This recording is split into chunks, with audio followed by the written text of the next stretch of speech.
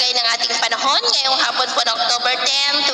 2024 na kung saan sa ngayon ay patuloy pa rin po na lumalakas ang daloy ng northeasterly surface wind flow o mahinang daloy ng amihan hanggang dyan na po sa silangang bahagi ng Visayas, habang mayroon pong shallow low pressure area na nabuo naman sa silangan ng ating bansa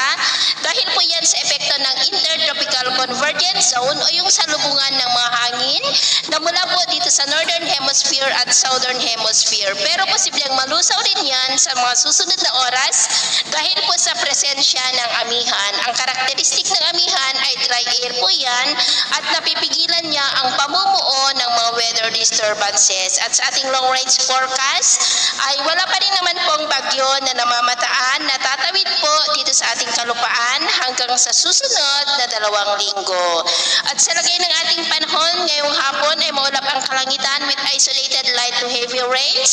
sa may Ilocos Region, Cordillera, Cagayan Valley, extreme northern Luzon Island, Central Luzon, Metro Manila, Calabarzon, Mimaropa, Bicol Region, Panay Island, Negros, Cebu, Bohol, Leyte, Samar Provinces, Zamboanga Peninsula, Northern Mindanao, Caraga, Davao Region at Sorsogon na posibleng magtuloy-tuloy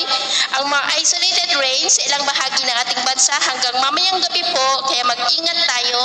sa posibleng banta pa rin ng mga pagbaha at pagguho ng lupa.